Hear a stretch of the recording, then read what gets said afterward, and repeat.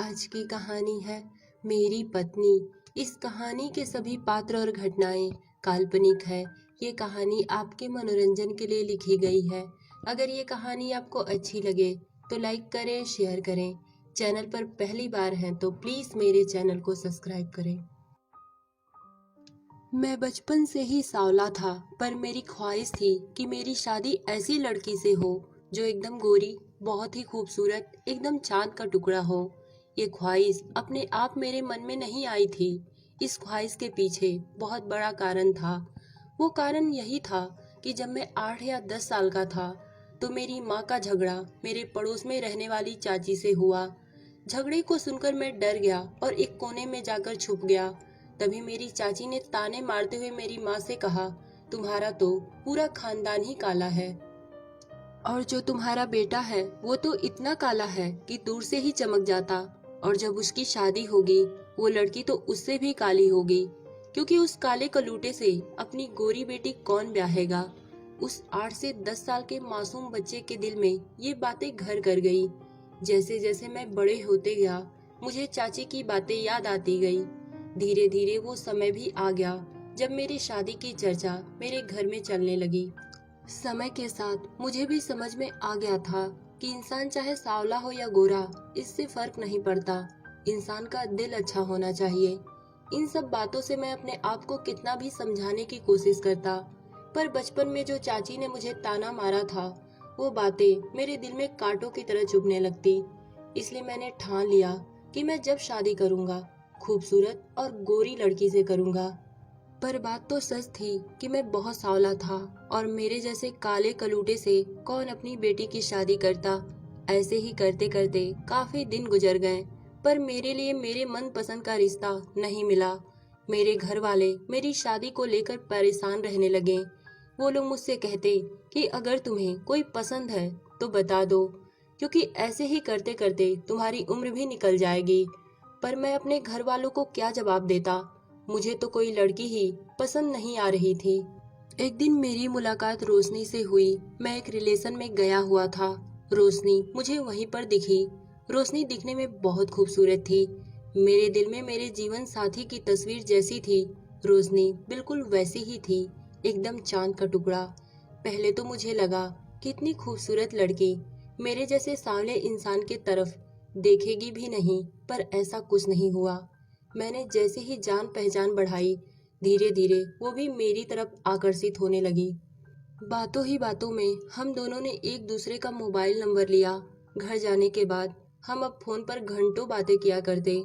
अगर मैं रोशनी से एक दिन भी बात नहीं करता तो ना तो मेरा दिन गुजरता और ना ही रात ढलती। धीरे धीरे मैं और रोशनी एक दूसरे से प्यार करने लगे। रोशनी दिल की बहुत अच्छी थी। मैंने रोशनी के बारे में अपने घर वालों को बताया। मेरे मुंह से ये बात सुनकर कि मुझे कोई लड़की पसंद आ गई तो सबसे पहले मेरी माँ ने चैन की सांस ली, क्योंकि धीरे धीरे मेरी उम्र निकलती जा रही थी। कुछ दिन बाद मेरे घर वाले रोशनी के घर वालों से मिले। रोशनी के घर में सिर्फ उसकी माँ रहती थी। पिताजी कुछ साल पहले गुजर चुके थे। मेरी और रोशनी की सगाई फिक्स हो गई। सगाई होने के कुछ दिन बाद हमारी शादी थी। धीरे धीरे शादी का दिन भी नजदीक आ गया। शादी के दिन मैं दूल्हा बन स्टेज पर बैठा हुआ अपनी दुल्हन के आने का इंतजार कर रहा था, और मैं बहुत खुश भी था। और मन ही मन सोच रहा था कि मैंने अपने जीवन साथी के बारे में जैसा सोचा था, रोशनी उससे भी कई गुना खूबसूरत है। मैं स्टेज पर बैठा हुआ अपनी नई जिंदगी के सपने देख रहा था। तभी एक आदमी मेरे पास आया और मेरे कानों में कुछ कहने लगा।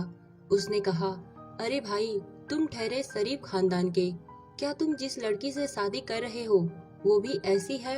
नहीं, वो ऊपर से दिखने में बहुत खूबसूरत है, पर अंदर से उसका दिल एकदम काला है। बुरा मत मानना, पर जिस लड़की से तुम शादी कर रहे हो वो लड़की कई लोगों के साथ रातें गुजार चुकी है। उस आदमी के मुंह से ये सब सुनकर मेरे रोंगटे ही खड़े हो गए। अभी मैं उस आदमी से कुछ कहता कि वो आदमी यही कहकर तुरंत वहां से चला गया। रोशनी के बारे में ये सब सुनने के बाद तो मानो मेरी पूरी दुनिया ही उजड़ चुकी थी। मैं ऐसे बीच मझेदार में खड़ा था कि मैं ना तो किसी से कुछ कह सकता था और ना ही पूछ सकता था। अभी मैं यही सब सोच रहा था, तभी मैंने देखा रोशनी अपने घर के अंदर से दुल्हन के लिबास में अपने हाथों में जयमाल लिए हुए मेरे करीब आते जा रही थी। वो आज एकदम चांद का टुकड़ा लग रही थी। मेरी निगाहें उसके ऊपर से हटने का नाम नहीं ले रही थी। मैं बस उसको देखे जा रहा था। वो स्टेज पर आकर खड़ी हो गई। कुछ लोगों ने मुझे भी खड़ा किया।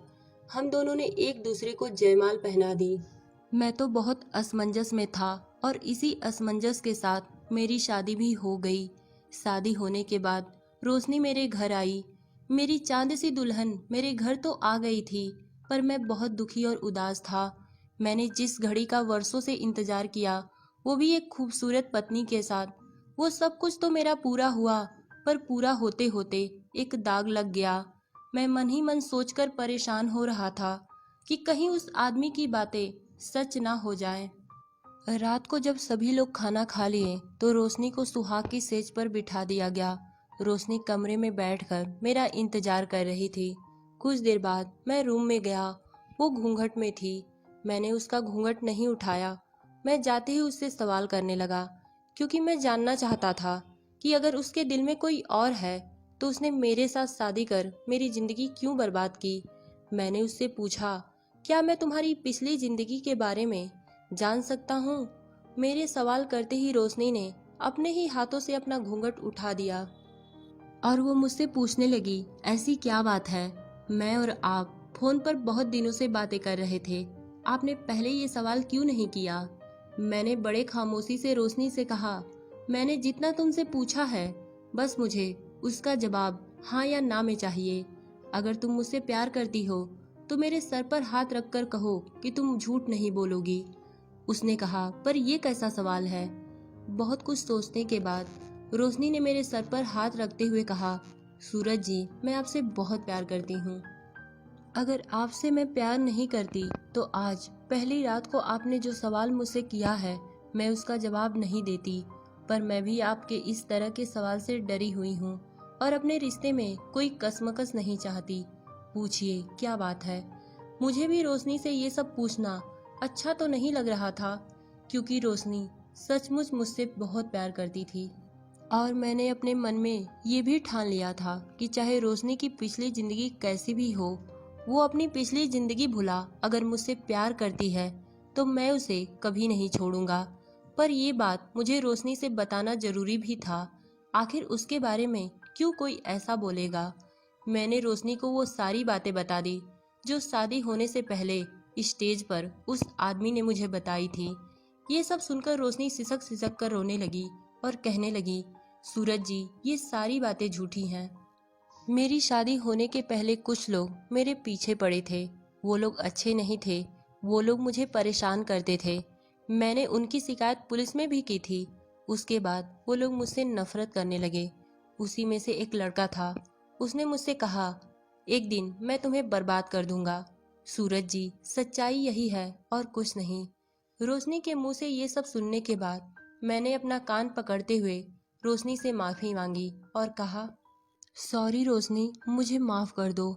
मुझे ये सब पता नहीं था, इसलिए मैंने तुमसे पूछा। और तुम कहो तो उन लोगों की शिकायत एक बार और पुलिस में की जाए। रोशनी ने कहा, ठीक है, इसके बारे में हम कल बात करेंगे। पहले आप मुझे ये बताइए कि आपको मुझ पर भरोसा है या नहीं। मैंने रोशनी से कहा, रोशनी, मुझे तुम पर खुद से भी ज्यादा भरोसा है और तुम्हारी पिछली जिंदगी में क्या हुआ क्या नहीं, इससे मुझे कोई फर्क नहीं पड़ता। बस मुझे ये बात तुम्हें बतानी थी, इसलिए मैंने तुमसे पूछ लिया। दोस्तों, मेरी किस्मत तो अच्छी थी कि मुझे रोशनी जैसी खूबसूरत और समझदार बीवी मिली, वरना मेरी चाची ने मेरे बचपन में जो मुझे ताने दिए थे, वो बातें हमेशा हमेशा के लिए मेरे दिल में एक चोट की तरह चुभती और मैं यही समझता कि सांवले लोगों को कभी भी गोरी और खूबसूरत लड़की नहीं मिल सकती। पर ऐसा नहीं है। हमारे समाज में कुछ लोग ऐसे भी हैं जो इंसान की खूबसूरती से नहीं बल्कि उनके दिल से प्यार करते हैं, जैसे कि रोशनी ने मुझसे किया। इसलिए किसी भी बच्चे के बारे में उल्टा सीधा ना बोलें। मेरी और रोशनी की नई जिंदगी की शुरुआत होने के बाद हम दोनों ने एक फैसला लिया। जिस आदमी ने रोशनी के बारे में इतनी गंदी बात कही थी, उसकी शिकायत हमने पुलिस में करवाई। रोशनी का पति सूरज तो बहुत अच्छा इंसान था, जो उसने रोशनी की भावनाओं को समझा, वरना कोई और होता तो पता नहीं क्या करता। दोस्तों, हमारे आसपास कुछ ऐसे लोग मंडराते हैं जो बेवजह किसी को बदनाम करने में पीछे नहीं हटते, क्योंकि हर बार किसी की कही हुई बातें सच नहीं होती। और अक्सर हमें सुनने में आता है कि कुछ लोग इसी तरह अच्छी अच्छी लड़कियों की शादी काटने में पीछे नहीं हटते। इसलिए सतर्क रहें। तो दोस्तों, ये कहानी आपको कैसी लगी कमेंट में बताइएगा। धन्यवाद।